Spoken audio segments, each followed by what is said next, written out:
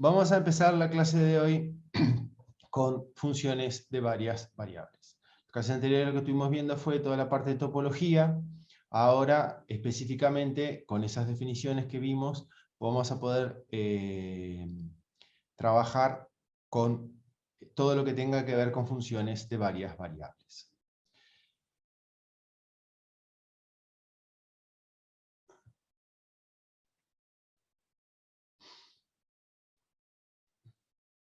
Habíamos visto básicamente que ahora, es decir, cuando yo tengo una función, vamos a trabajar con funciones, obviamente como siempre, un dominio A, codominio B, con la diferencia de que ahora nosotros vamos a trabajar fundamentalmente con dominios que estén incluidos en Rn.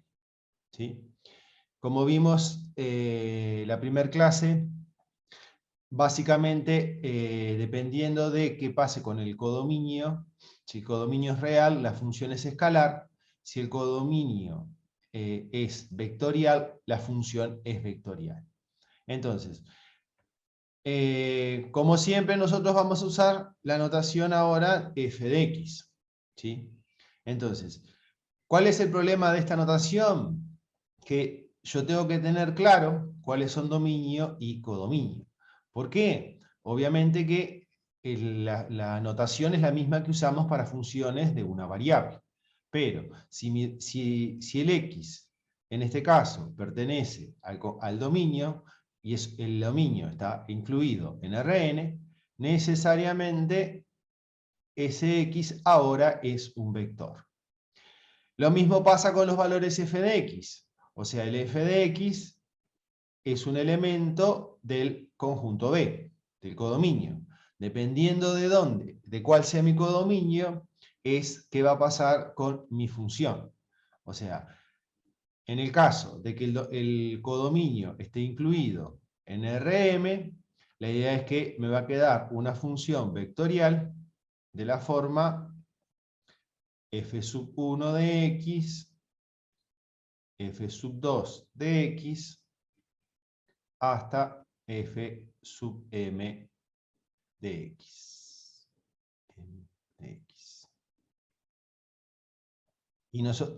Y ahí tenemos específicamente la función vectorial. ¿Sí? Entonces, lo que vamos a hacer nosotros básicamente ahora es tratar de ver qué conceptos que vimos para funciones de una variable podemos nosotros extender para el caso de funciones de varias variables.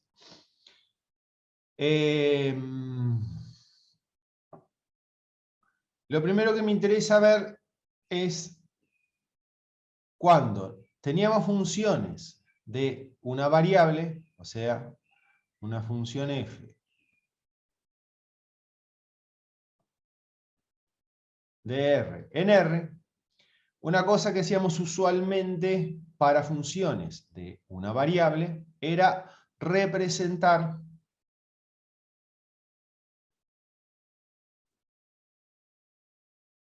los valores funcionales.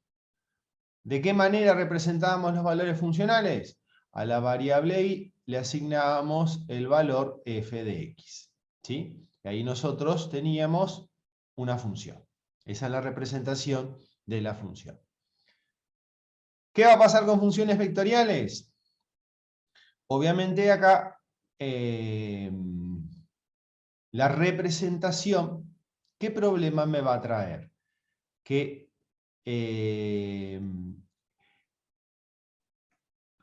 al trabajar con diferentes espacios vectoriales, obviamente ya no es tan sencillo el gráfico de la función. ¿Tá? ¿Por qué? Fíjense que en el caso de una variable, ¿cómo hicimos nosotros para graficar la función? Básicamente la representamos en el plano, ¿sí? Dándole los valores de y, f de x. ¿Qué va a pasar con una función vectorial? Primer detalle es que si mi dominio está en Rn, ¿sí? Ya la idea de graficar Rn obviamente no tiene sentido, ¿sí? Obviamente, por la cantidad de dimensiones. ¿Qué pasa? En el caso de que mi función B, perdón, que el codominio esté en los reales, o sea que sea una función escalar, ¿cómo tendríamos que hacer nosotros para poder representar esa función? Usando la misma idea que usamos en una variable. ¿Cuál sería la idea? Que necesito una variable más. ¿Por qué? Es decir, en el caso de funciones de una variable, la nueva variable es la i, y a ese valor de i le asignamos el f de x. Entonces, si yo quisiera representar esta función, ¿en qué espacio vectorial la tendría que representar? En Rn más 1. ¿Sí? La dimensión extra es justamente para representar los valores funcionales. Queda claro, básicamente, que nosotros ahora esto no lo vamos a hacer. ¿No? Tiene mucho sentido. Salvo un caso particular, que es, o sea, R3, en el sentido de que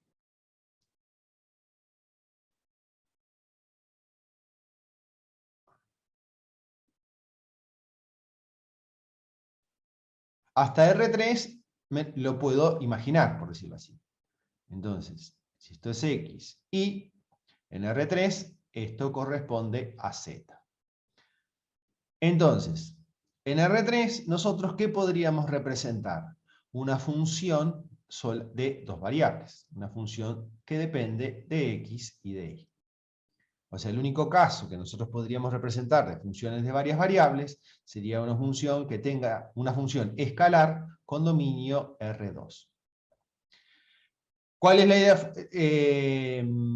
¿Cómo hacemos la representación? En el caso de R, para cada valor de X, nosotros representamos el valor funcional. Y ahí obtenemos la gráfica de la función. En varias variables, o sea, en el caso de R3, el dominio son los puntos del plano. Para cada punto del plano, ¿qué voy a tener? Un punto asignado al valor de Z. ¿Qué pasa en este caso? Para cada punto del plano tenemos un punto en el espacio. Entonces, ¿qué me va a dar eso básicamente? Eso me va a dar una superficie, ahí, más o menos, una superficie en R3. O sea, la representación de la función específicamente me va a quedar una superficie en R3. Este caso, ¿cómo es que se dice? Se puede representar las funciones, pero obviamente es mucho más complicado que en el caso de una variable.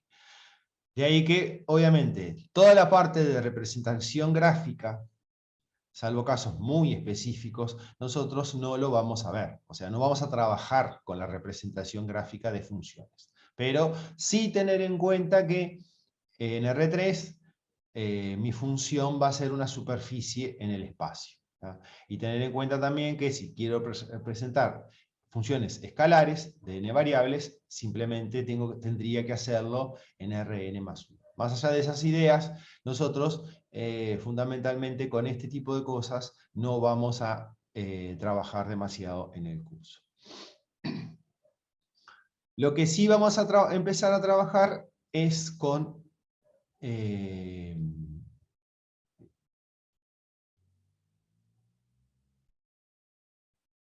lo primero que vamos a ver nosotros para trabajar en varias variables es límite. ¿Sí? O sea, el límite sí es algo que vamos a poder trabajar en varias variables.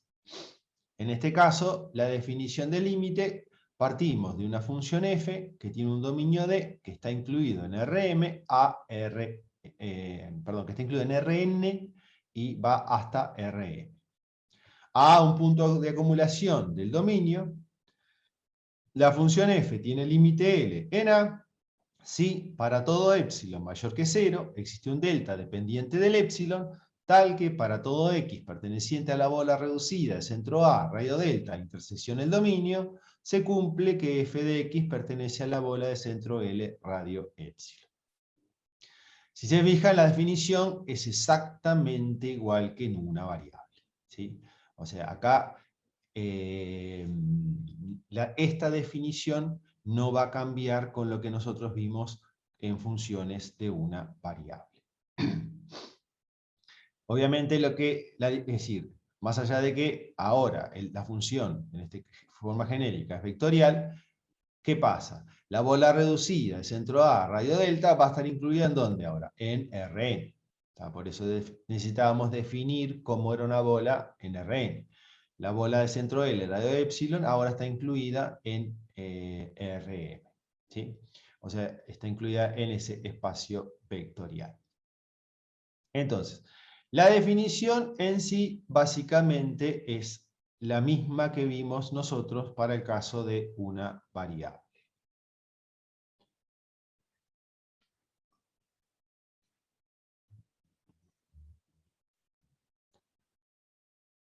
Entonces,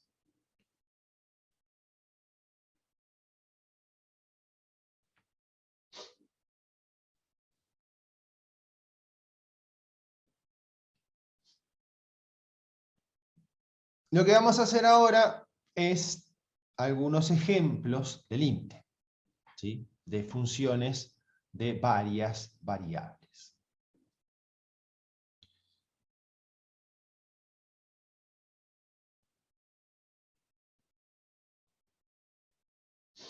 Voy a tomar una función que tiene dominio Rn en R,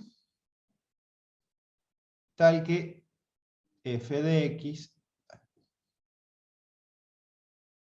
es igual a c. O sea, una función constante. ¿Qué es lo que me interesa ver acá? ¿Qué pasa con el límite de f de x cuando x tiende a un punto A? ¿Sí? Entonces, ¿qué pasa? En una variable nosotros sabemos que el límite de la función constante, ¿cuánto vale? La propia constante. ¿Sí? Ahora, en varias variables, ¿qué pasa? ¿Sí? O sea, ahí nosotros, como estamos cambiando de espacios vectoriales, necesariamente tenemos que ver si eso también se cumple. ¿Cómo vamos nosotros a empezar a ver si eso se cumple o no? Básicamente, para poder, es decir, para ver la existencia del límite, ¿qué tengo que hacer? Probar la existencia. ¿Sí? Ahí lo que nosotros tenemos que hacer es probar la existencia. ¿Con qué? Obviamente con la definición. Dado el epsilon, tengo que encontrar el delta. Todo esto tiene que ver, obviamente, porque estamos cambiando de espacios vectoriales. Ahora, la definición me dice que para todo x perteneciente a la bola reducida,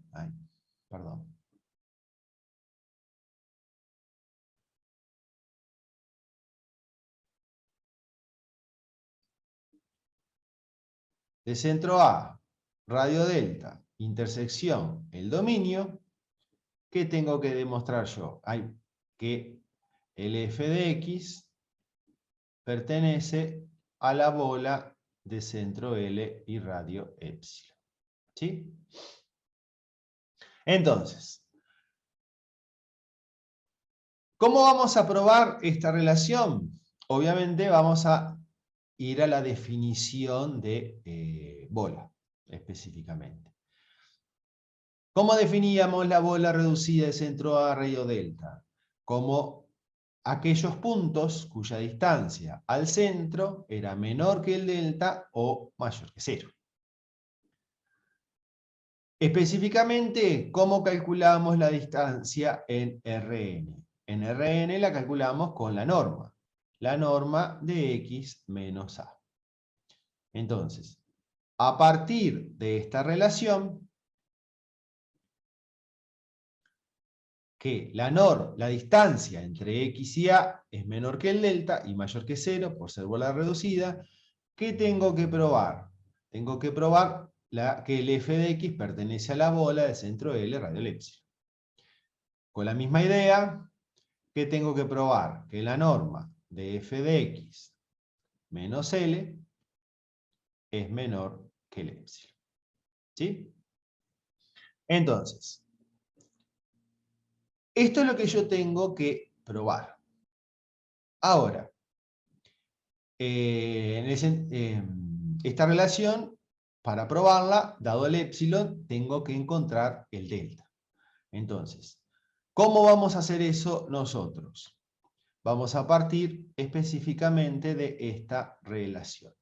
F de x menos L. ¿Sí? O sea, la norma de f de x menos L. F de x, qué sé yo, que es la función constante. Menos L.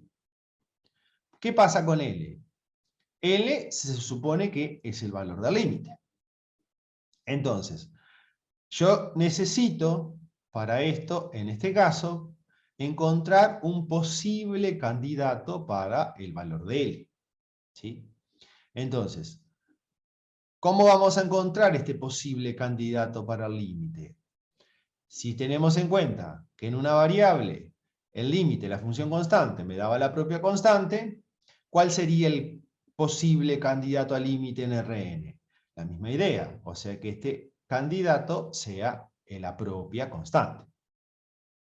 Entonces, si mi candidato es la propia constante, ¿qué me queda? La constante menos la constante, la norma de la constante, o sea, perdón, la norma de esta diferencia justamente es la norma del nulo. ¿Sí? Acá tengan en cuenta que el C, obviamente, esto me da 0, me da el nulo, perdón. Estamos en R, o sea que sí me da 0, y la norma de 0 en este caso me va a dar 0. ¿Se cumple que esto es menor que el epsilon? Obviamente que sí, porque el epsilon es un número positivo. ¿Para qué valor de delta se verifica esto? ¿Qué pasa en este caso? Fíjense que como esta diferencia me da 0, acá se va a cumplir para todo delta. ¿Sí? Acá no tengo ninguna condición, en este caso, para imponerle al delta. Cualquier delta me sirve, porque esto es muy casual en el sentido de que me queda la norma del nulo. ¿Sí? Entonces, para cualquier, dado el epsilon positivo, cualquier delta me asegura que se cumple la relación, que si la norma de x menos a es menor que el delta, la norma de f de x menos L es menor que el epsilon. ¿Sí? Entonces, con esto, ¿qué estamos probando? Justamente, ya que dado el epsilon encontré el delta, probé que existe el límite cuando x tiende a de f de x. ¿Y cuánto me dio este límite? Este límite me dio c.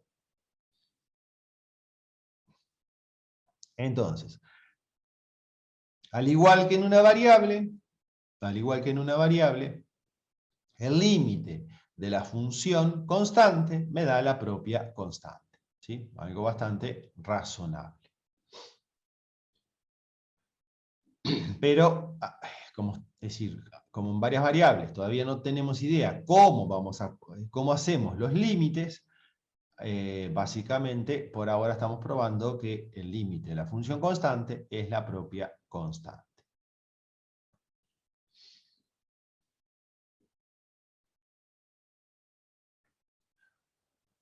Vamos a hacer otro ejemplo.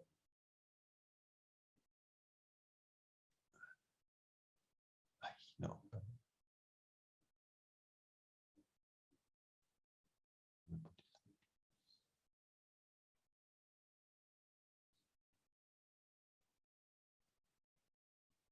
Con otra función de n variables, Rn, dominio Rn, otra función escalar, tal que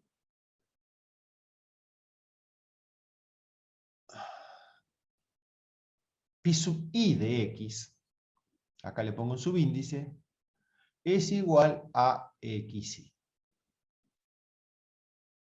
¿De dónde sale ese xy? Perdón. Si yo tengo en cuenta que el x está en Rn, ¿qué sabemos del x? El x es una énula, que tiene ¿cuántas? Tiene n componentes, x1, x2, puntos suspensivos, y dentro de esas n componentes está la xy. O sea, ¿qué me fijo en esta función? En esta función, de las n variables, solo me fijo en la y-ésima. ¿Sí? O sea que, en este caso, ¿cuántas funciones de este tipo vamos a poder definir? Él iba a tomar valores desde 1 hasta n. O sea que podría tener n funciones diferentes. ¿Sí? N funciones diferentes. Pero la idea es de el vector de Rn, me quedo solo con una componente. ¿Cuál? La y-ésima. Entonces,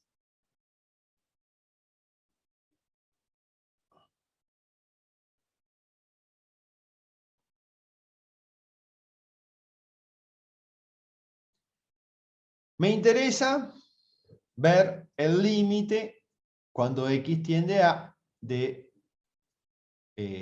pi sub i de x. Otra vez quiero ver cómo es que se dice qué pasa con ese límite. ¿Sí?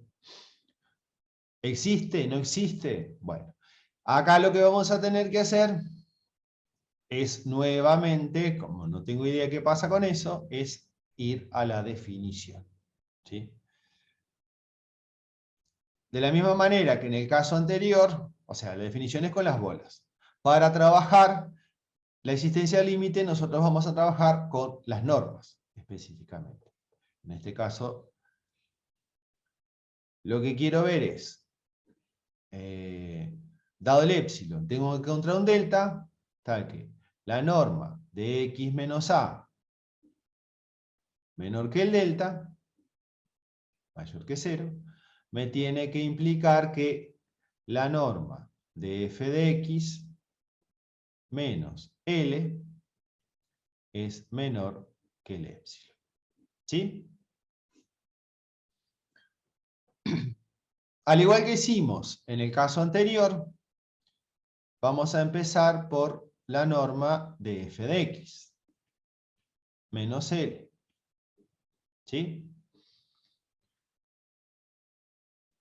Primer detalle es el hecho de que mi función es escalar, en este caso. Entonces, es decir, los valores funcionales están en R. ¿Cuál es la norma en R? En R, la norma es el valor absoluto. O sea, como acá tenemos valores escalares, estos son valores absolutos. Bueno. Mi función, me olvidé, en este caso, es pi sub i de x menos L. Entonces, esta función, yo sé que esa función me da el valor xy, por la definición. Pi sub i de x es el valor xy. Al igual que hicimos en el caso anterior, acá ¿qué necesito? Un candidato al límite. ¿Sí? Necesitamos un candidato al límite. Ahora, ¿de dónde voy a sacar el candidato? Yo estoy haciendo x tendiendo a. O sea que a también es un vector de Rn. O sea que la va a ser un vector con n componentes.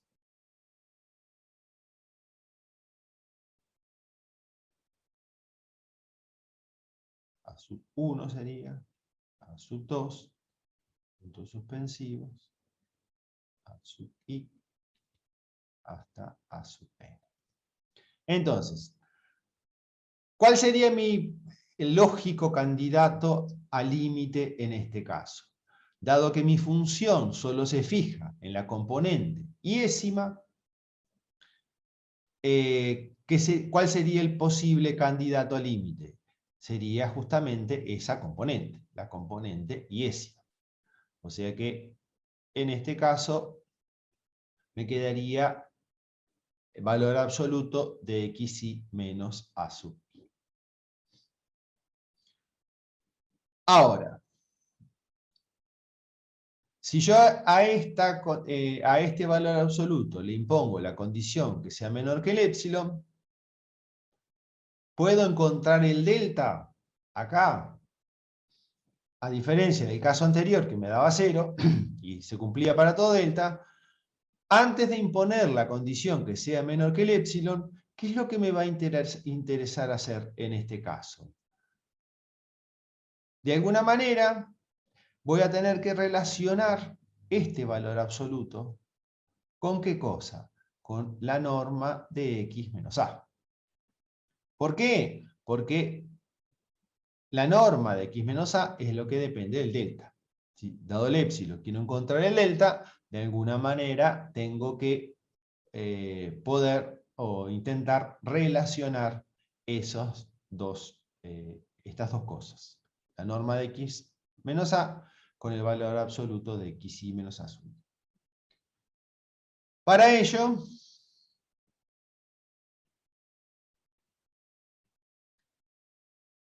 tengo la norma de x menos a. Vamos a usar, les decía cuando vimos la parte de topología de la primera clase, que con respecto a la norma, usualmente vamos a trabajar con ¿qué cosa? Con la norma usual, ¿no? O sea, siempre vamos a usar la norma euclídea. Entonces, en este caso, la norma sería la raíz cuadrada de la sumatoria desde k igual 1 hasta n de qué cosa? X sub k menos a sub k al cuadrado. Esa es la norma euclídea. La raíz cuadrada de la suma de las componentes al cuadrado. Entonces, ¿por qué me interesa esto? Básicamente. Yo tengo que tener en cuenta que quiero relacionar esta norma con el valor absoluto de xi menos a sub i. Pero, ¿qué tengo que tener en cuenta acá? Que los términos iésimos es uno de los términos de esta sumatoria. ¿Sí? Porque la xi es la componente iésima del vector x y la sub i es la componente iésima del vector a. Entonces, esa diferencia está acá dentro. Sería cuando el k vale i. ¿Por qué me interesa esto? Porque acá estamos sumando términos positivos. O sea que la suma de todos estos términos va a ser, ¿qué cosa? Mayor o igual que la suma de un solo término. O sea que esta sumatoria va a ser mayor o igual, perdón, que la sumatoria, que el valor absoluto de xi menos a sub i. ¿Sí? Este es uno de los, ¿cómo es que se dice? De los posibles términos de esta sumatoria.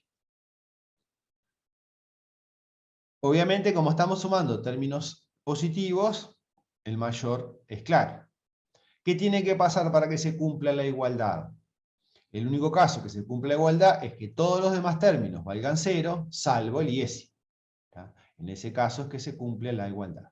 Pero, ¿qué logré con esto? Con esto logré que este valor absoluto es menor o igual que la norma de x menos a. ¿Y por qué me interesa eso? porque esto se supone que tiene que ser menor que el delta. Dado el epsilon, tengo que encontrar el delta. ¿Qué es lo que voy a hacer yo para encontrar la relación? Simplemente voy a tomar, dado el epsilon, tomo un delta igual al epsilon. ¿Por qué? Porque de esa manera me asegura que se cumplan las dos relaciones. La norma de x menos a es menor que el delta, me va a implicar que la norma de f de x menos l es menor que el epsilon. Queda claro que esta norma es este valor absoluto, con las relaciones me queda este valor absoluto menor que el epsilon. Entonces, con esta relación, nosotros, tomando un delta igual al epsilon, nosotros estamos demostrando, ¿qué cosa? Que existe el límite cuando x tiende a de pi sub i de x, y este límite me da a sub i. ¿Sí? Entonces,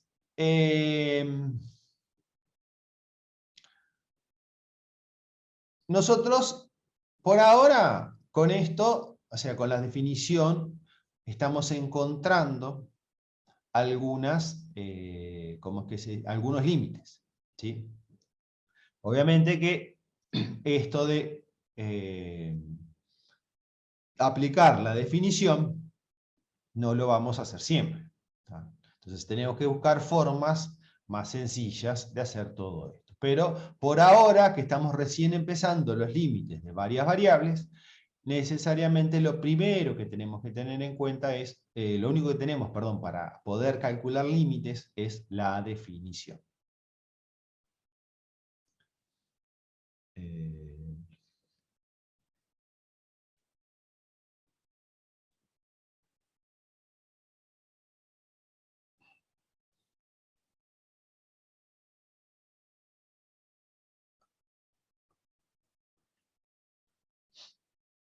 Pero a partir de la definición podemos demostrar estas propiedades.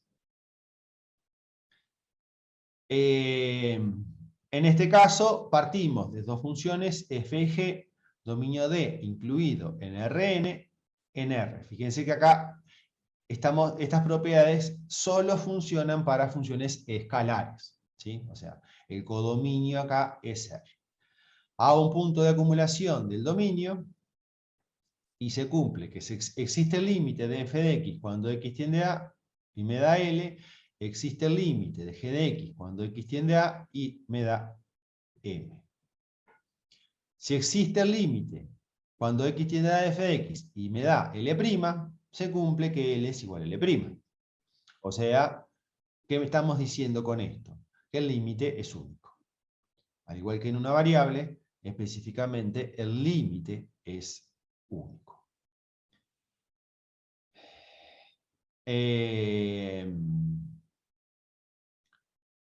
La segunda me dice que el límite cuando x tiende a de alfa por f más beta por g de x es alfa por L más beta por M.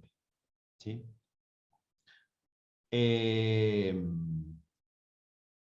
En este caso, esta propiedad me dice justamente que el límite, ¿qué cosa es con respecto a funciones que vieron en álgebra? Básicamente, si cumple esta propiedad, el límite es una transformación lineal, ¿sí? En este caso se cumple que el límite es una transformación lineal. Después, la propiedad del C me dice que el límite, cuando x tiende a de f por g, es L por M, y la cuarta, el límite del cociente de f sobre g, me va a dar el cociente de L sobre M si M es distinto de 0. Estas propiedades son las mismas que en una variable. O sea, estas propiedades acá no cambian. Como es lo mismo de una variable, nosotros estas demostraciones no las vamos a hacer porque son un calco de lo que es estas demostraciones en una variable. Entonces, para ahorrar tiempo, estas demostraciones nosotros no las vamos a hacer. Pero con estas propiedades, en principio, nosotros ahora podemos intentar resolver límites de varias variables. ¿Cómo? Lo vamos a ver con un ejemplo.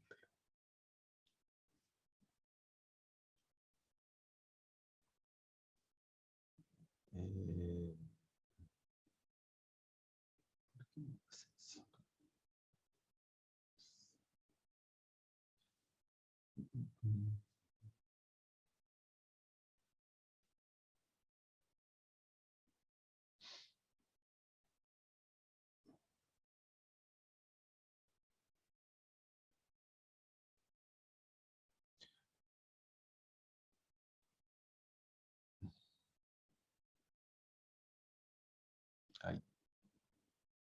3,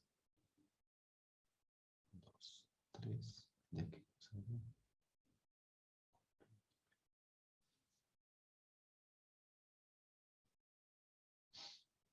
Tenemos o queremos nosotros resolver este límite, ¿sí?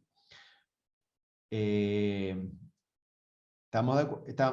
claro, perdón, que mi función acá es una función de dos variables.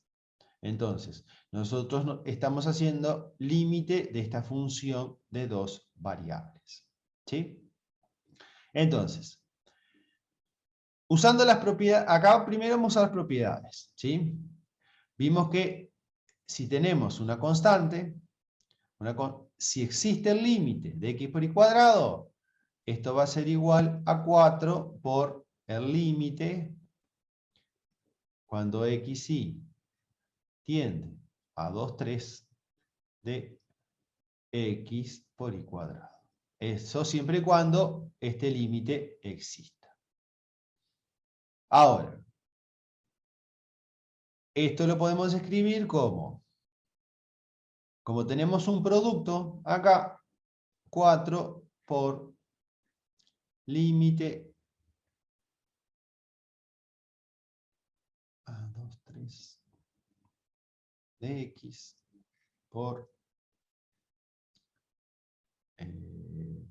límite cuando xy tiende a 2,3 de y por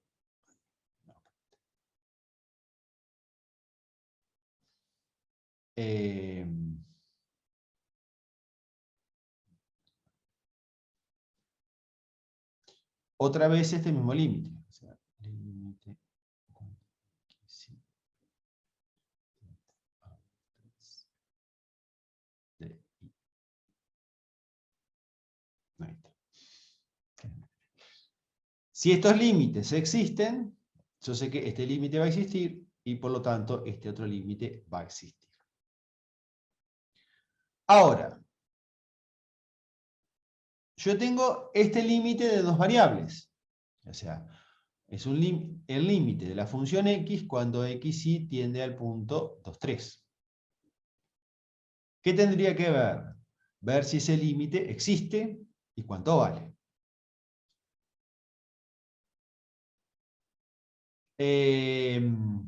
¿Cómo vamos a ver la existencia de este límite? Fíjense que acá solamente tengo la variable x. ¿Qué sería lo razonable suponer que pasa con este límite? Como acá solo aparece la función x, si yo me fijo acá, el xy tiende al 2,3. ¿Cuál es el problema acá? Acá tengo una variable, pero acá tengo dos. O sea, mi dominio es R2. ¿Sí? Y el xy tiende a 2,3. ¿Cómo vamos a ver la existencia de esto? En realidad, la existencia de esto ya la vimos recién en el ejemplo este. ¿Por qué? Porque en R2, ¿cuántas funciones voy a tener? Voy a tener dos funciones. ¿Sí? Dos funciones. Voy a tener pi sub 1 de xy va a ser igual a la primer componente, x. Y pi sub 2 de xy, ¿a qué va a ser igual? A la segunda componente. Perdón. ¿Qué demostramos nosotros recién? Que si yo me fijo solo en la componente yésima, cuando el límite, acá abajo, de x tiende a, acá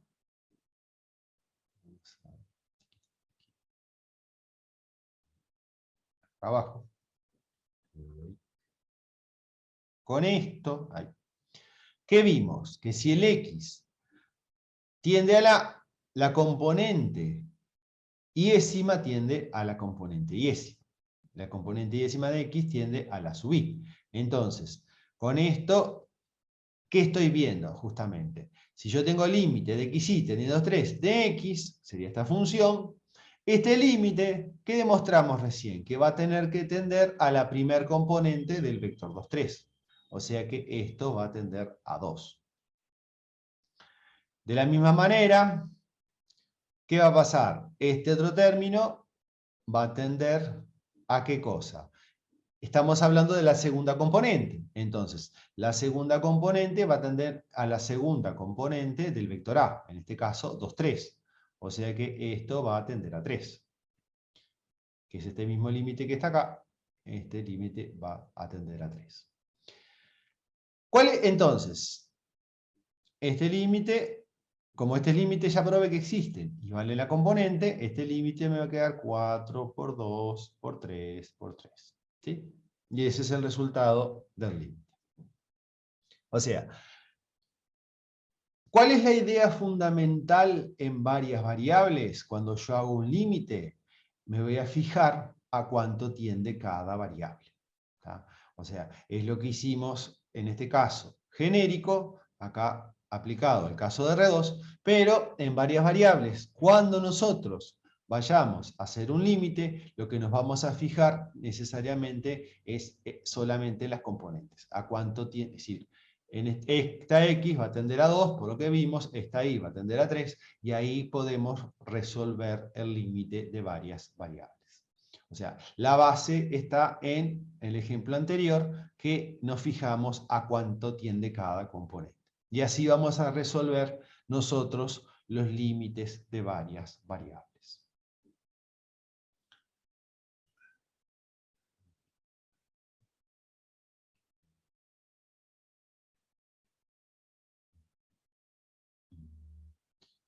Bien.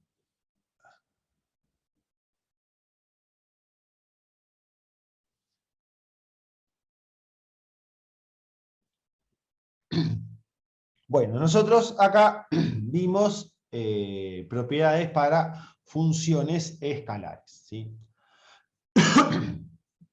Perdón. Vamos a hacer ahora vamos a ver las propiedades para funciones vectoriales, ¿sí? La diferencia acá ahora es que f y g son funciones que tienen dominio de Rn a Rn. A sigue siendo un punto de acumulación del dominio. Existe el límite de f de x cuando x tiende a A y me da L, y existe el límite de g de x cuando x tiende a A y es igual a E. Entonces, si existe el límite de f de x cuando x tiende a A y me da L', L es igual a L'. O sea, la unicidad igual. Esta sí es igual a la anterior. La segunda, el límite cuando x tiende a de alfa por f más beta por g de x es alfa por L más beta por m. O sea, también cumple la linealidad en funciones vectoriales. El problema es que en funciones vectoriales, el producto y el cociente no existen, tal cual. O sea, de esa manera no existen esos productos. Entonces, cambiamos esos límites por la siguiente. El límite cuando x tiende a A del producto interno de f de x por g de x, es decir, en vectores, el producto que se define generalmente es producto interno. De ahí que cambiamos el producto real para funciones escalares por el producto interno. El límite del producto interno de f de x con g de x me va a dar el producto interno de L con M. O sea, el valor de los límites. El cociente sí no existe en vectores.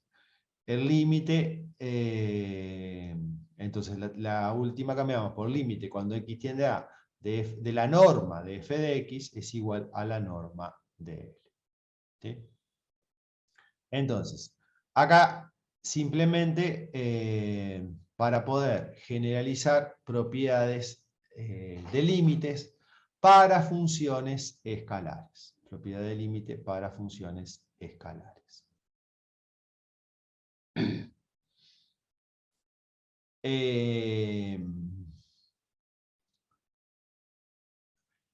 Con este teorema me interesa, porque relaciona lo siguiente. Fíjense que partimos de una función vectorial. Tenemos una función de un dominio de Rn a Rm, a un punto de acumulación. Existe el límite de la función vectorial cuando x tiende a es igual a L, sí y solo sí. Existe el límite cuando x tiende a de f sub i de x y es igual a Li para todo i de 1 a m. O sea, este teorema, ¿qué me garantiza? Que existe el límite de la función vectorial si existen los límites de todas las componentes. O sea, para que exista el límite de la función vectorial, necesariamente tiene que existir el límite de todas las componentes. Y esta es, ¿cómo es que se dice? Lo interesante de este teorema. O sea, para funciones vectoriales, es decir, tengo dos caminos. O puedo hacer directamente el límite o simplemente hacer límite de las componentes. Bueno. Este teorema sí lo vamos a demostrar.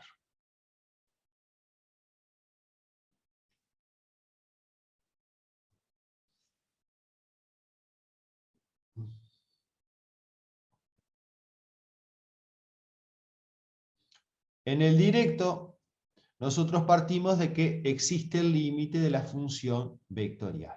¿Sí?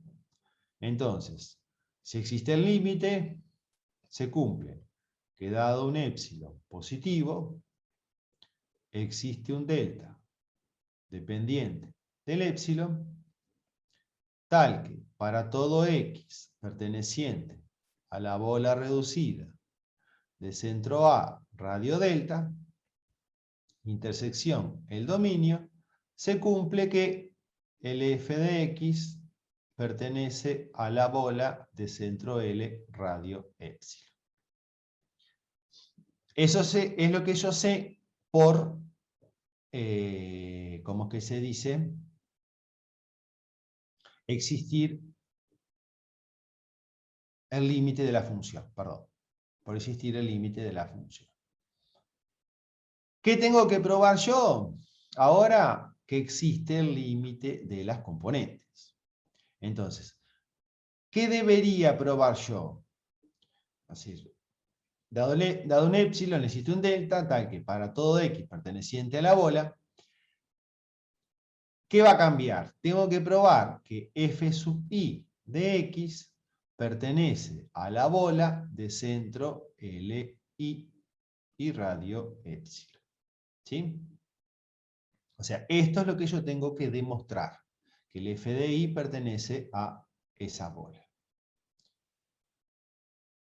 Ahora, fi es una componente, ¿sí?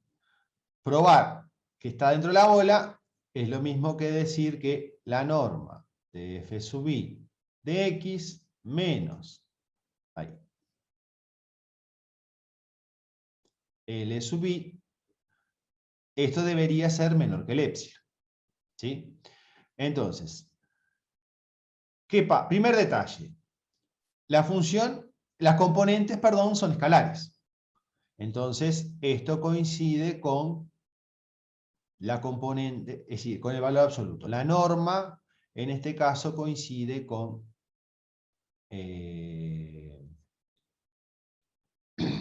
con el valor absoluto. ¿Sí? Ahora, en este caso, vamos a usar algo parecido a lo que usamos. ¿Dónde fue? Acá. Nosotros vimos que el valor absoluto de una componente es más chico que la norma de x menos a.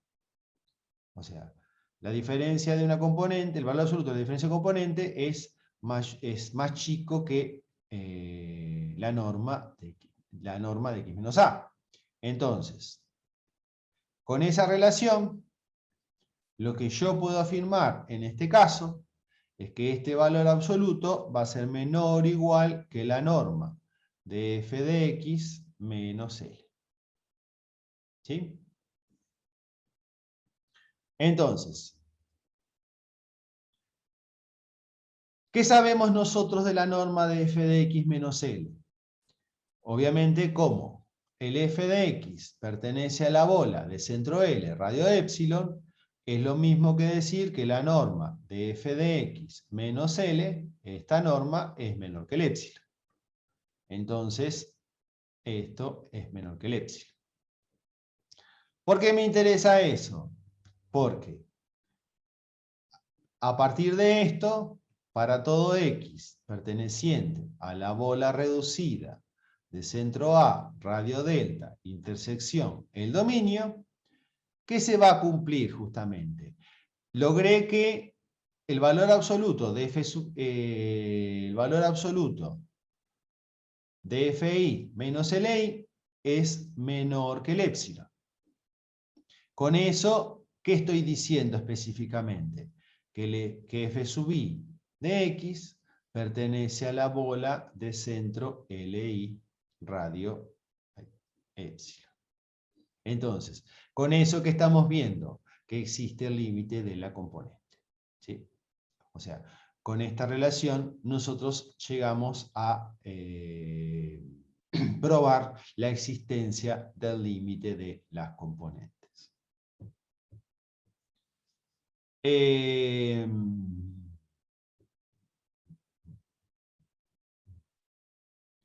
Bien, o sea, si existe el límite de la función, existe el límite de las componentes. Eso llegamos acá.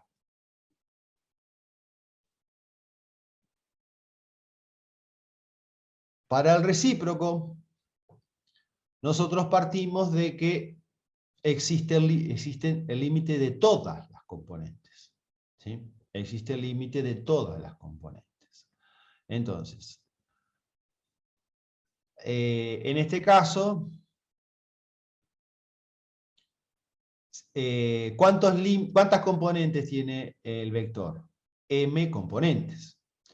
Entonces, ¿cuántas definiciones tendría que plantear? M definiciones diferentes, una para cada límite. Obviamente que,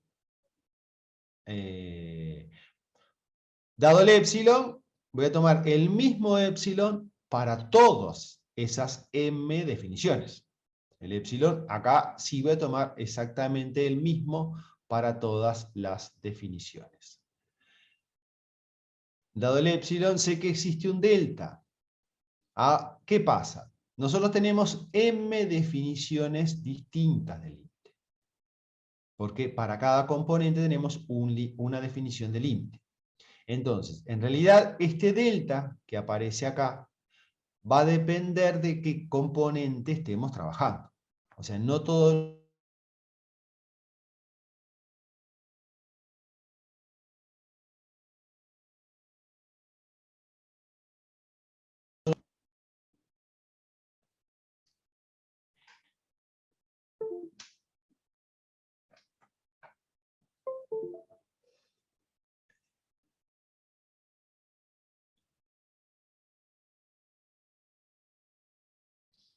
Ay, perdón, se cortó el audio un cachito.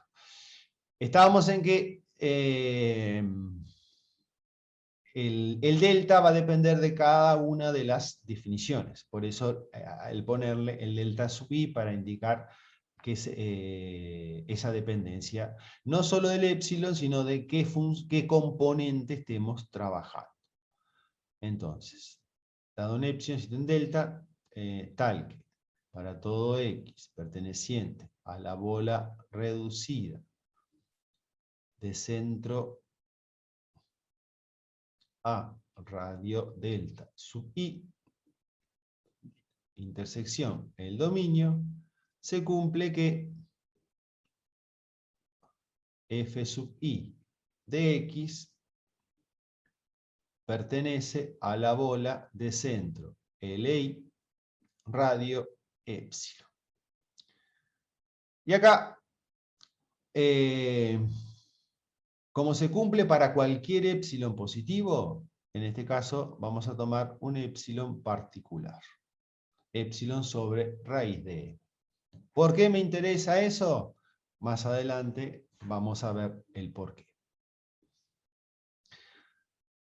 Con esto, yo tengo que demostrar ahora la existencia del límite de la función. Entonces, lo primero que tenemos que acomodar, básicamente, es que los deltas. Porque tengo m deltas distintos. ¿Sí?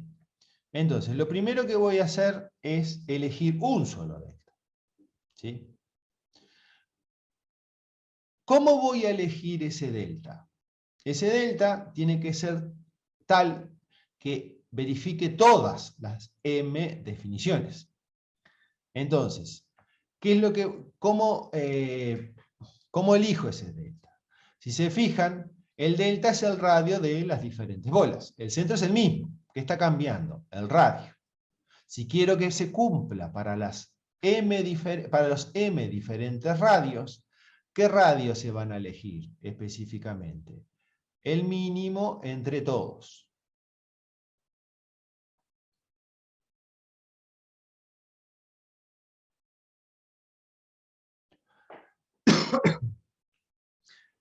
El mínimo radio me asegura que siempre se cumpla esta definición. El radio más chico me garantiza que todas estas definiciones se están cumpliendo.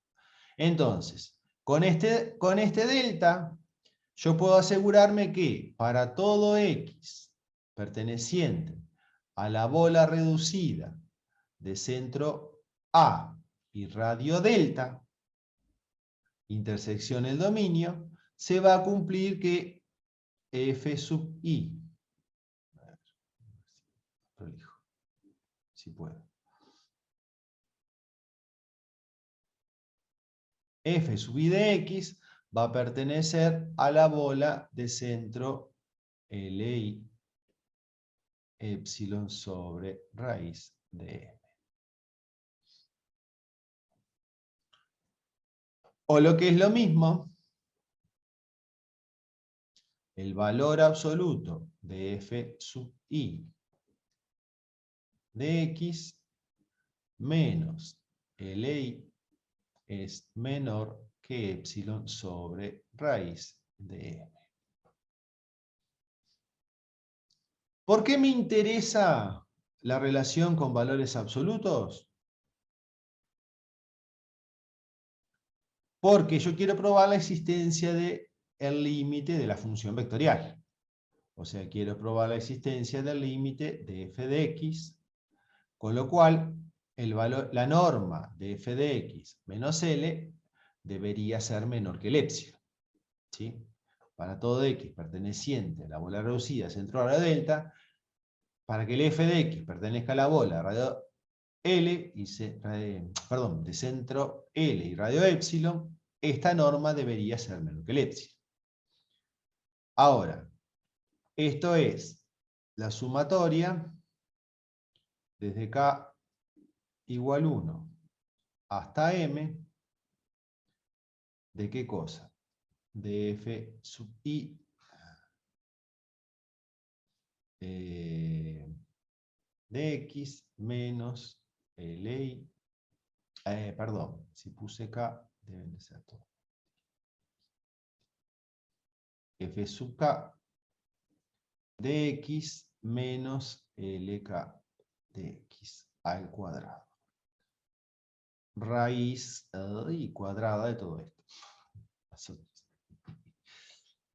La raíz cuadrada de todo eso es la norma.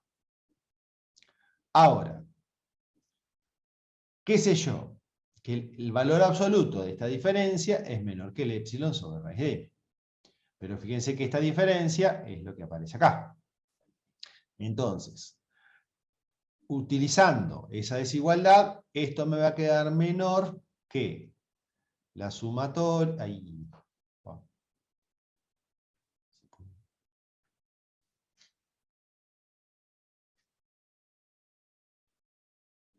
Sumatoria desde K igual 1 hasta M de ¿qué cosa? Epsilon cuadrado sobre M. Raíz cuadrada de todo esto. Cada componente es menor que epsilon sobre raíz de M. Como está el cuadrado, obviamente va a quedar epsilon cuadrado sobre M. Y acá aparece porque le puse el M. ¿En qué sentido? Estamos sumando una constante, ¿cuántas veces? M veces. O sea que esto les va a quedar la raíz cuadrada de M por epsilon cuadrado sobre M. O sea, les va a quedar específicamente el epsilon. Los M se simplifican, raíz cuadrada de epsilon cuadrado es epsilon. ¿Y qué logré con esto? Logré que la norma de F...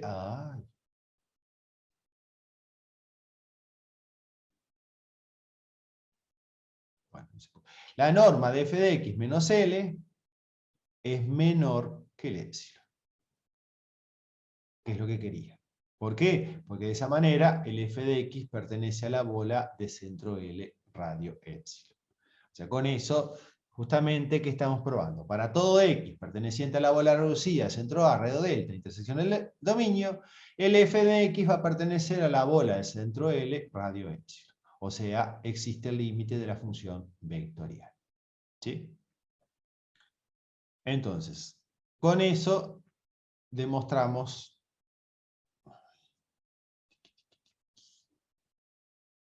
este teorema. ¿Existe el límite de la función vectorial? Sí, solo si existe el límite de las componentes.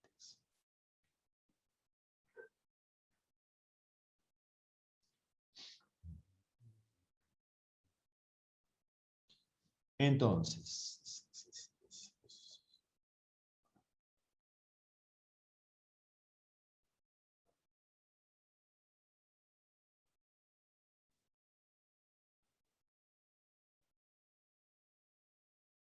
no hay ejemplo.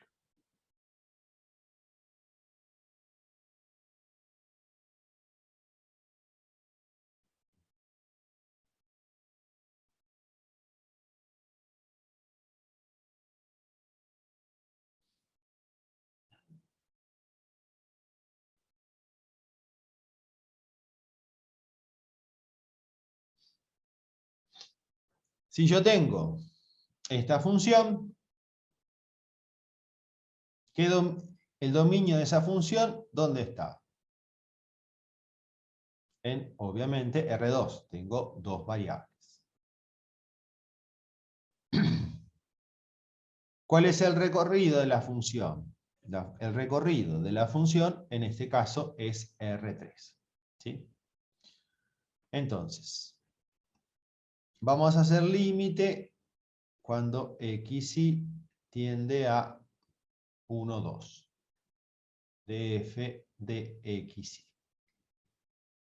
Entonces, lo que vimos recién básicamente es que trabajar con las componentes. O sea, f sub 1, la primer componente, ¿cuál va a ser? Xy. Entonces, ¿qué podemos hacer nosotros? El límite de la primer componente, x por y, cuando xy tiende a 1, 2. Por lo que vimos anterior, ¿qué pasa? El x tiende a 1, el y tiende a 2. O sea, ¿cuánto va a tender este límite? Este límite va a tender a 2.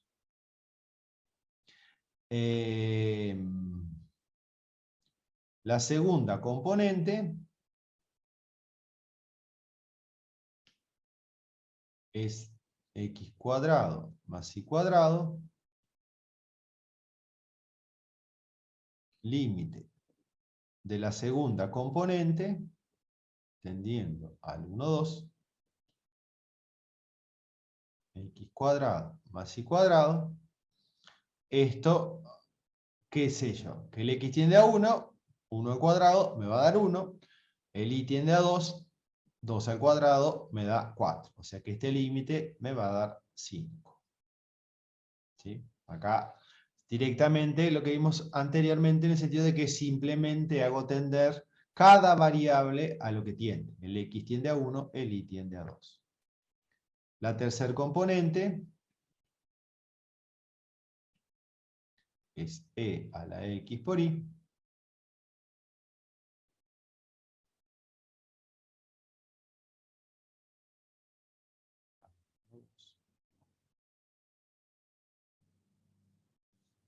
En este caso, x por y tendría a 2, con lo cual esto les va a quedar e a la 2.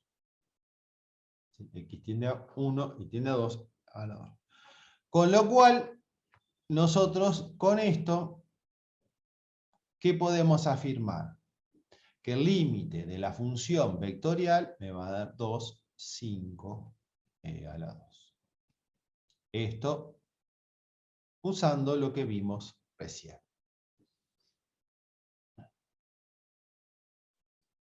O sea, para la función vectorial, obviamente, en este caso podemos hacer los dos caminos, o hacerlo directo, límite acá, o separar por componentes. La idea era ver un ejemplo con las componentes.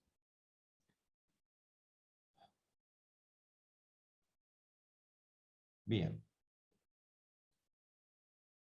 Estamos acá.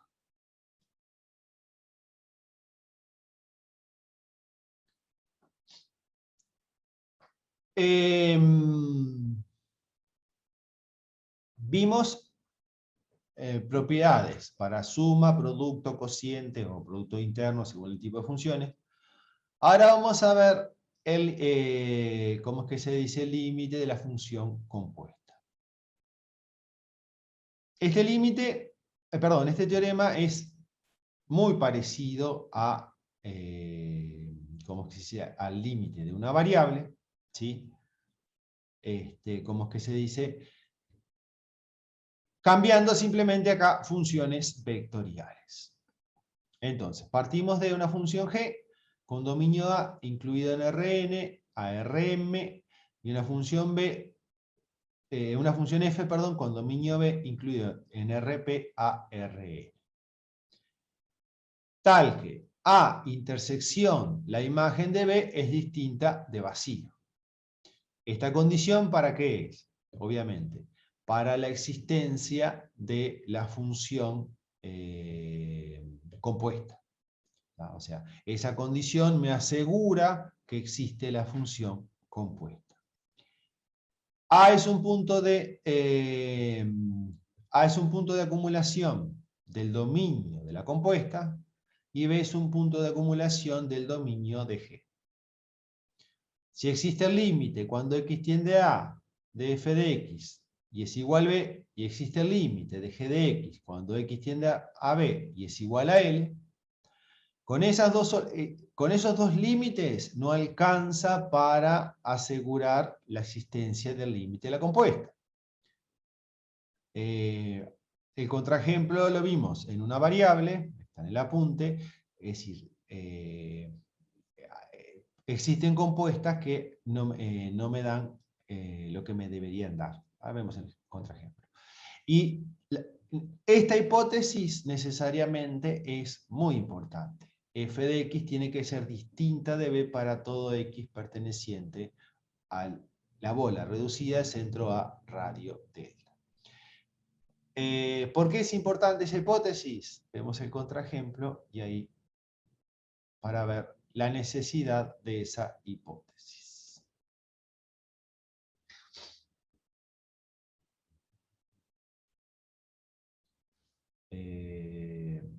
A ver.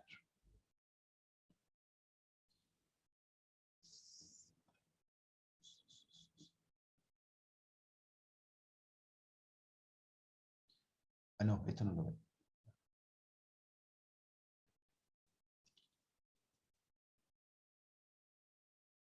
A ver. Estoy en la pizarra. Acá.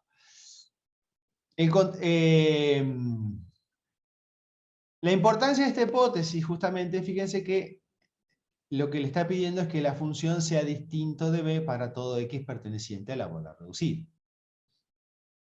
¿Qué voy a hacer en el contraejemplo? Justamente, para ver qué falla, voy a tomar f de x igual a b. ¿Sí? Entonces, queda claro que el límite de f de x cuando x tiende a, como la función es constante, me va a dar la constante. ¿Sí? Ahora, necesito una función g que tiene que tener límite L. Cuando, sí, está bien. La función tiene que tener límite L cuando x tiende a b.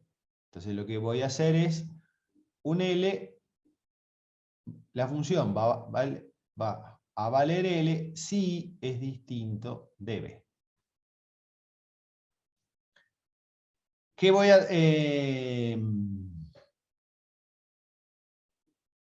Vamos a tomar un valor 2L cuando I es igual a B. Obviamente, en este caso, vamos a tomar un L distinto de 0 para que no me quede una función constante. Pero, de esta manera, el límite de G de I, cuando I tiende a B, ¿qué va a pasar? Me va a dar L. ¿Sí? Entonces, tengo dos funciones que cumplen esas dos hipótesis. El f de x tiende a b cuando x tiende a A, y g de y tiende a L cuando y tiende a B. Esas dos hipótesis se cumplen. Ahora, ¿qué pasa cuando hago límite de g compuesta con f de x? Cuando x tiende a A. Cuando hago ese límite,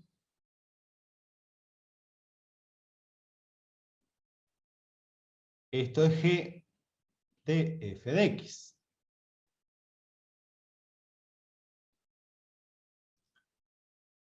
Pero, ¿cuánto vale f de x? F de x vale b. O sea que esto es lo mismo que el límite. Cuando x tiende a de f, perdón, de f no, de g de b. Y por la definición que yo me elegí, g de b, ¿cuánto vale? Esto vale 2L. Por lo tanto, ¿cuánto me va a dar este límite? 2L. ¿Qué me va a dar? ¿Qué no me da justamente? Lo que me dice el teorema. ¿Tá? Por eso justamente la importancia de la tercera hipótesis. La importancia de la tercera hipótesis.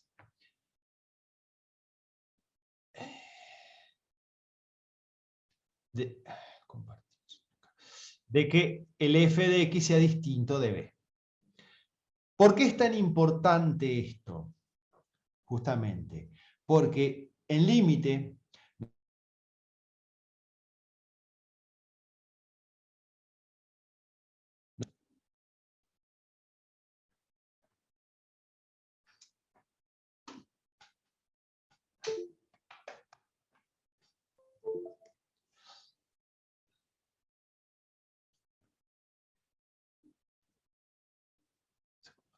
otra vez se cortó. La importancia de esta hipótesis tiene que ver justamente que cuando hablamos del límite, nosotros estamos trabajando con la bola reducida. En el caso del límite de GDI, estamos trabajando con la bola reducida centrada en B. Entonces, ¿qué pasa con la bola reducida? Le saca el centro. Entonces, ¿qué pasa en el centro? No me interesa. ¿En qué se basó el contraejemplo justamente? En que la función cayó en el centro de la bola reducida. Por eso falla. Por eso la importancia de esta hipótesis, para que la función no caiga dentro del centro de la bola. Bueno, vamos a este teorema lo vamos a demostrar.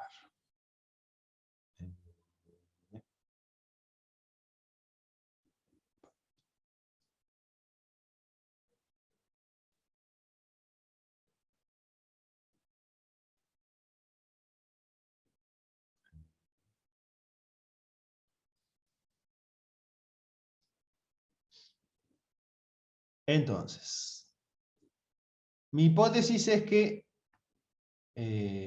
existe el límite cuando x tiende a de f de x y es igual a L.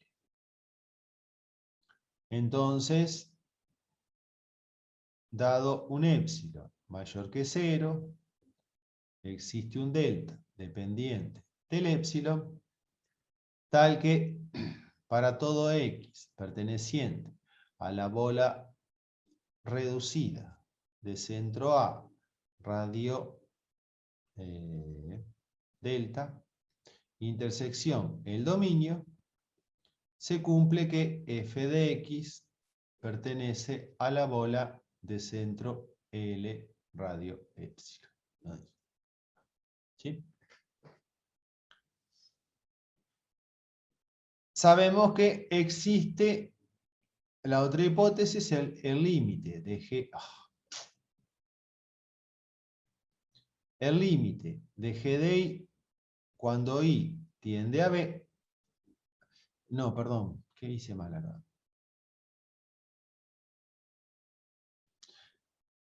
Este es L, me equivoqué. Vamos a ver. No. Acá no. Esto. Borro todo. Me equivoqué.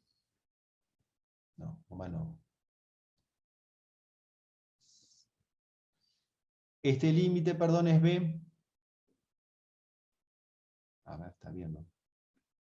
Ese límite es B. Está bien, sí. El otro es L. Entonces, acá la bola, me equivoqué, que tiene que ser de centro B y radio epsilon.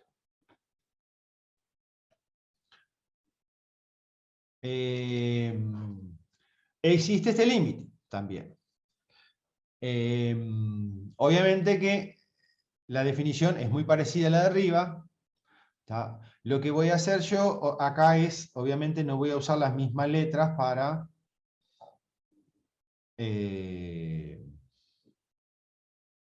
evitar confusiones. Entonces voy a usar las que están en la punta. Dado lambda mayor que 0, existe un omega dependiente de lambda, tal que para todo i perteneciente a la bola reducida de centro A, no, centro nada, perdón, centro B, radio omega, intersección el dominio, este dominio es el de G, implica que G de I pertenece a la bola de centro L y radio delta. ¿Sí? Entonces, estas dos hipótesis se cumplen simplemente por la existencia del límite. Entonces, para todo x perteneciente a la bola reducida de centro A, radio delta, intersección el dominio,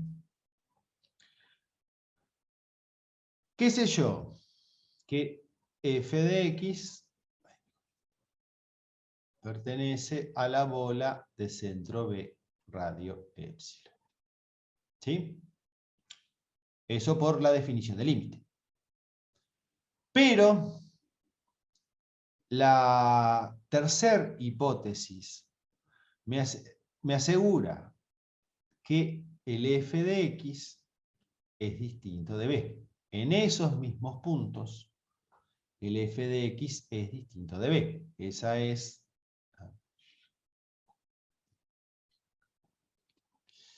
la tercera hipótesis. F de x para todo x perteneciente a la bola reducida de centro A radio delta. Entonces, en esos puntos, el f de x es distinto de b. Entonces, con estas dos condiciones, necesariamente queda claro que el f de x nunca vale b. Entonces, f de x va a pertenecer a la bola reducida de centro B radio epsilon. ¿Sí?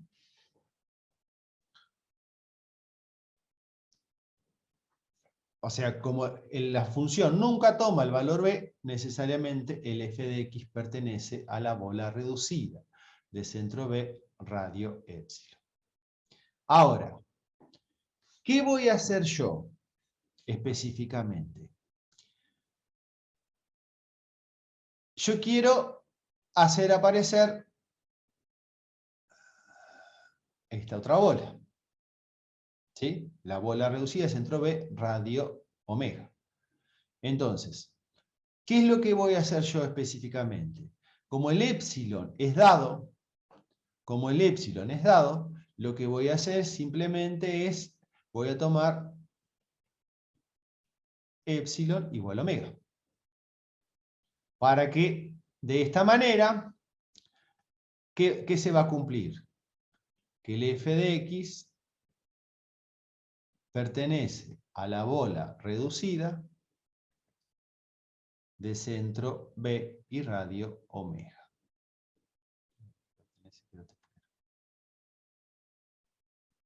¿Sí? El f de x pertenece a la bola reducida de centro B y radio omega. ¿Qué sabemos específicamente a partir de esa relación? Que si el i pertenece a esta bola reducida, g de i pertenece a esta bola. Como el f de x pertenece a esta bola reducida, necesariamente g de f de x va a pertenecer a la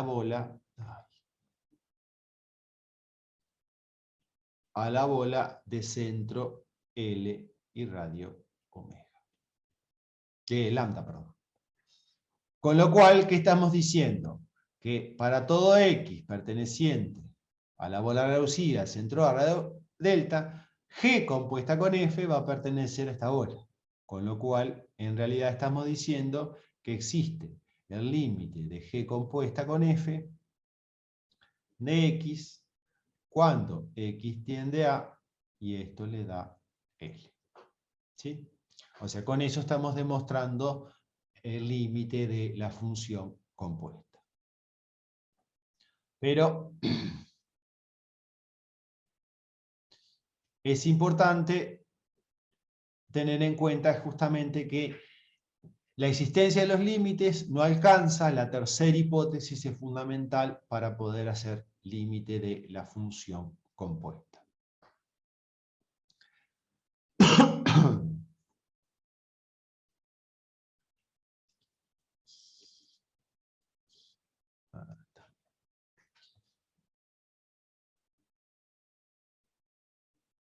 ¿Por qué es importante el límite de la función compuesta?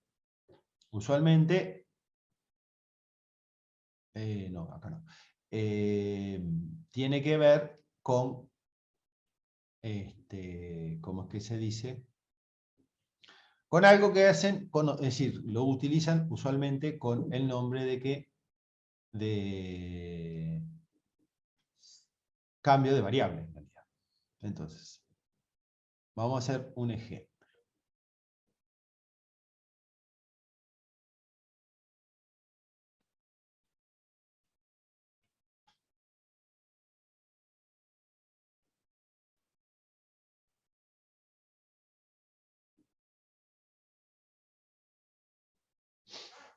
tenemos este límite. ¿Sí? ¿Cómo podemos nosotros resolver este límite? O sea, acá la idea básicamente es aplicar límite de la función compuesta. ¿Sí? Con la idea de, ¿qué cosa? De un cambio de variable. ¿Sí? Entonces, en este caso voy a tomar mi función f de xy, va a ser igual a x más y. Entonces, tengo que hacer límite de f de xy cuando xy tiende a 0, 0. Obviamente, como es x más y, ¿qué va a pasar a este límite? Este límite me va a dar 0.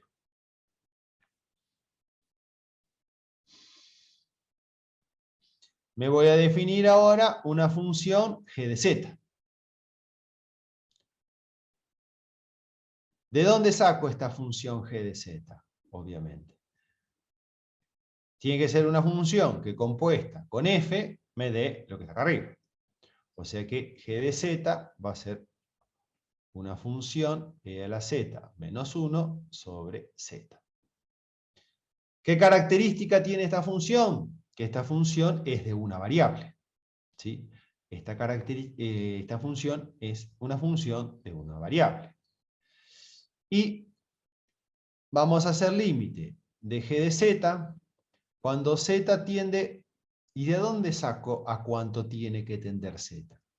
Para saber a cuánto tiene que tender z, ¿qué me tengo que fijar? Me tengo que fijar en el límite de f de x. O sea, como f de x tiende a 0, ¿qué tengo que poner acá? Lo mismo. O sea, acá tengo que poner z tendiendo a 0. Eso para que cumpla las hipótesis.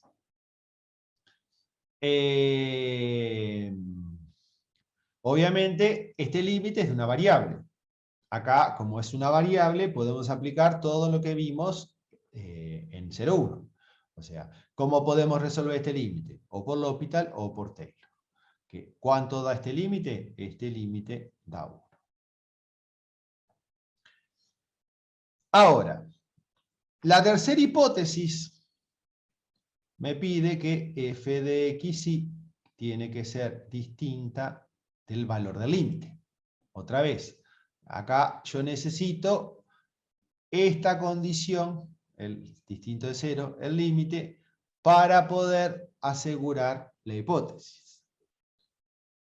Pero esa relación se tiene que cumplir para todo xy,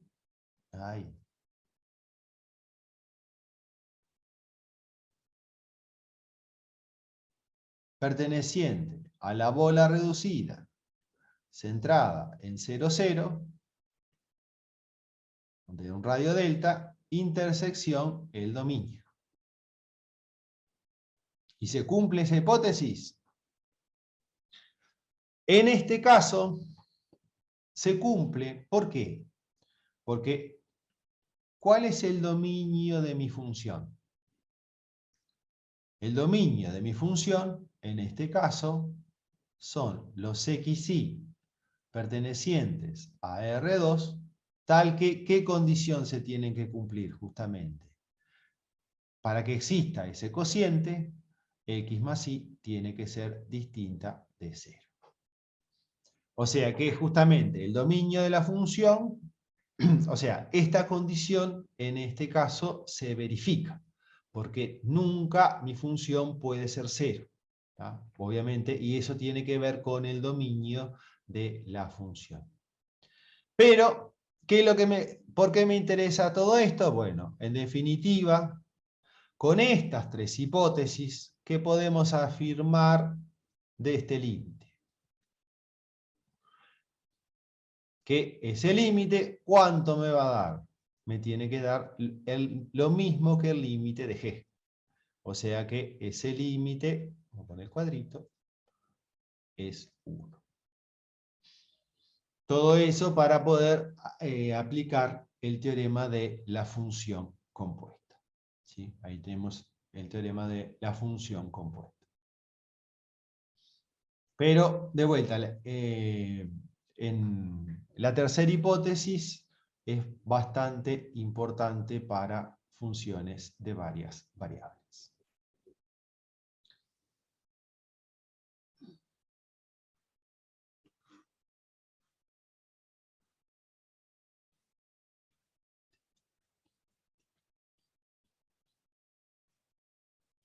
Bien.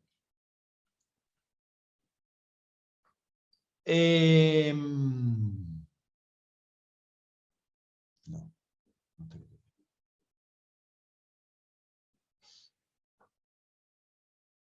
Este límite lo resolvimos por cambio de variable, ¿sí? Pero tiene una particularidad. Este límite, ¿qué pasa? ¿A cuánto tiende el numerador? Tiende a 0 y el denominador tiende a 0. ¿Sí? Este límite es un límite indeterminado. Al igual que vimos en una variable, obviamente en varias variables también existen límites indeterminados. El hecho es que en una variable, ¿cómo resolvimos, o sea, los límites indeterminados? ¿Por L'Hopital o por Taylor? Ambas esas dos cosas requieren el uso de derivadas. Estamos en varias variables, recién estamos empezando con la parte del límite. Entonces, los límites indeterminados tenemos que buscar formas alternativas para hacerlo. Entonces, el hecho es que, vamos a ver, el L'Hopital en realidad no existe en varias variables, Taylor sí, pero todavía tenemos que avanzar bastante para llegar a Taylor. Entonces, vamos a ver formas para resolver límites indeterminados. Para eso, vamos a empezar con lo que vamos a definir como restricciones. Partimos de una función f de un dominio D incluido en Rn a Rm a un punto de acumulación del dominio. Y Q, un conjunto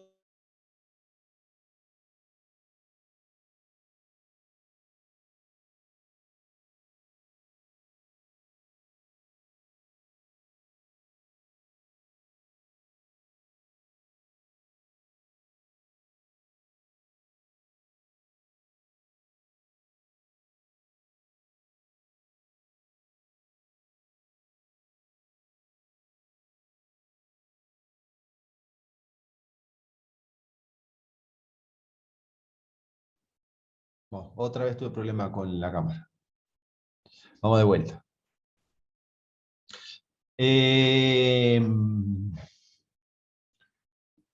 Estamos en restricciones. Tenemos una función vectorial a un punto de acumulación del dominio de f, Q incluido en el dominio de f, tal que A también es un punto de acumulación del conjunto Q. Al conjunto Q se le llama una restricción sobre el dominio de la función. Y el conjunto f barrita Q son los f de x pertenecientes a Rm tal que x pertenece a Q. Ese conjunto representa los valores de f restringidas a Q. ¿Sí? O sea, las restricciones tenemos, por un lado, el conjunto Q, ¿tá? Es cualquier conjunto del dominio, va a ser una restricción siempre y cuando sean puntos de acumulación, el A sea punto de acumulación del conjunto, y vamos a ver los valores de f restringidos a esa restricción. O sea, el f de x barra q son los valores funcionales restringidos a ese conjunto. ¿Por qué me interesan estos valores restringidos? Porque nosotros vamos a definir límites restringidos. O sea, de la siguiente manera. Tenemos una función vectorial y q una restricción. Si existe el límite de f restringida a q, a dicho límite se le llama límite restringido de f restringido a Q en X igual a. ¿Sí? O sea, la idea es tomar un subconjunto del dominio, ¿sí? Y hacer una restricción para hacer después un límite. En una variable, ¿qué vieron como límite? Es decir, no con el nombre límites restringidos, pero en cierta medida vieron algo parecido en una variable. Donde Q, es decir, ¿qué era en realidad? Ahí tienen que pensar que, por ejemplo, los límites laterales en una variable son límites restringidos. ¿Cuáles son las restricciones en realidad? Los x mayores que a o los x menores que a. Hacíamos límite por izquierda, límite por derecha. Ahí específicamente estamos restringiendo el dominio para los menores que a, mayores que a. ¿Sí? Entonces, la idea fundamental ahí tenía que ver con el hecho de que los límites laterales, en este caso, podrían llamarse límites restringidos también. Por el conjunto Q que estamos trabajando.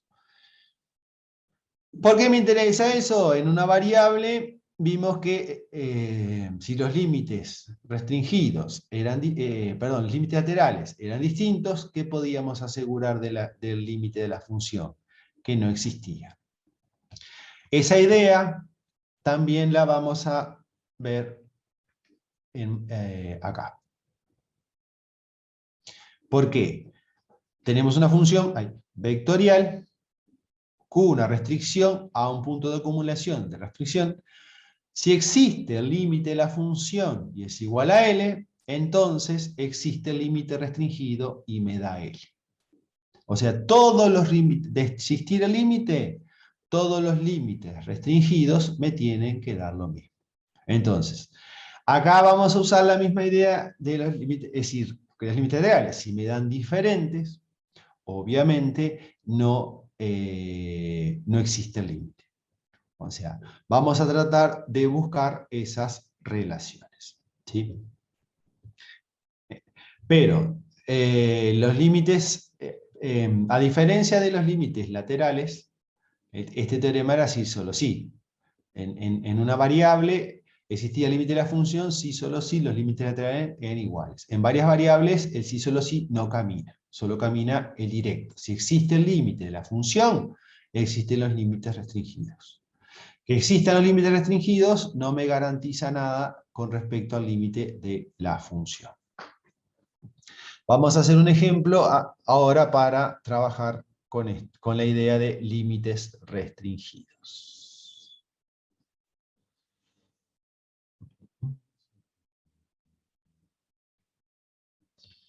Ejemplos. Acá.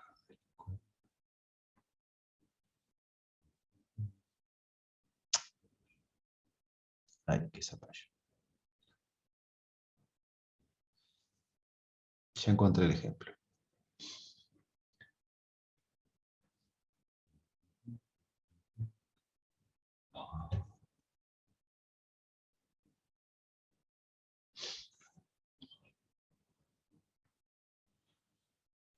F de xy igual x cuadrado sobre x cuadrado más y cuadrado.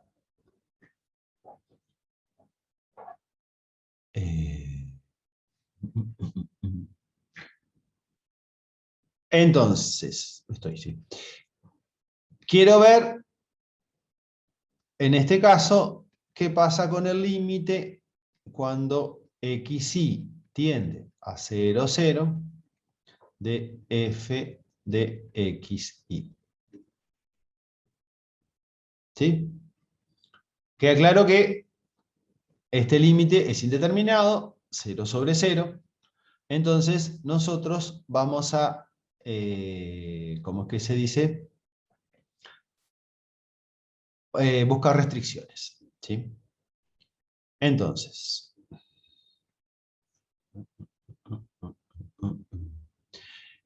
¿qué restricciones vamos a tomar? En este caso, voy a definir el siguiente conjunto. Los xy pertenecientes, acá vamos a poner al dominio de f, tal que x es igual a 0. ¿Sí? En este caso, ¿qué es mi restricción? Mi restricción es una recta. ¿Sí? Entonces, como conjunto, o sea, tiki, tiki, sí, x igual 0, ¿qué recta es?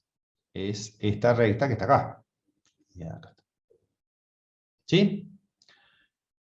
¿Qué detalle me tengo que fijar?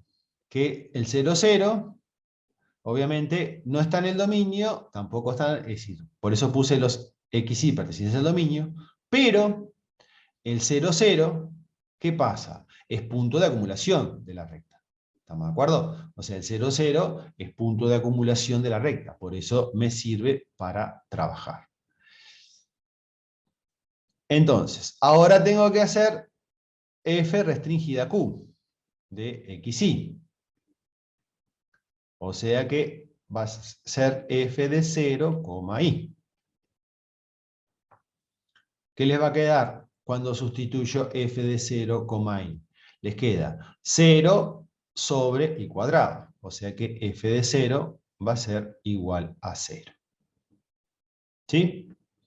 Entonces, ¿qué va a pasar con el límite de f restringida q de xy cuando xy tiende a 0, 0? Como la función me da 0, este límite me da 0. ¿Sí? ¿Que ese límite es a 0? ¿Me dice algo? No. Entonces, ¿qué tengo que hacer ahora? Buscar otra restricción. Vamos a buscar otra restricción.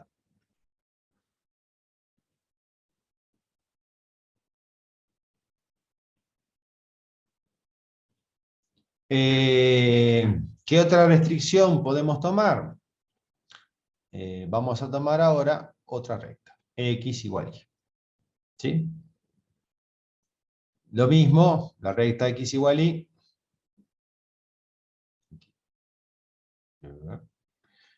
Pasa por 0, 0, con lo cual 0, 0 es punto de acumulación, me sirve para la restricción. Y en este caso, cuando hago f restringida a p de xy, estamos haciendo f de x, x.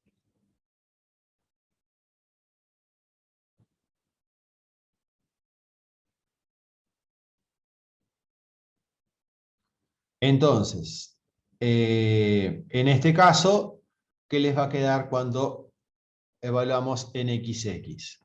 Esto les va a quedar un medio. ¿Sí? Entonces, límite cuando xy tiende a 0, 0 de f restringida a p de xy, ¿cuánto me va a quedar? En este caso, me va a quedar un medio. ¿Qué llegamos? Y acá lo fundamental. Por una restricción, por esta restricción me dio 0, por esta restricción me dio un medio. ¿Qué pasa con estos dos límites? Son distintos. O sea, dos límites restringidos me da diferente. Con lo cual, ¿qué podemos asegurar nosotros? Que no existe el límite de la función de xy cuando xy tiende a 0, 0. ¿Sí? O sea, el límite de esta función no existe. ¿Por qué? Porque por dos restricciones medio diferentes. Y el teorema me aseguraba que si el límite existe, todas las restricciones me tienen que dar igual. Entonces, Una de las cosas que vamos a hacer con restricciones justamente es esto, buscar restricciones para que me dé distinto. ¿Sí? Esa es la idea fundamental de lo que vamos a hacer con límites restringidos. La clase que viene vamos a seguir con más ejemplos de cómo ver restricciones y cómo buscar restricciones y esas cosas. ¿Sí? Seguimos con eso la clase que viene. Por hoy terminamos.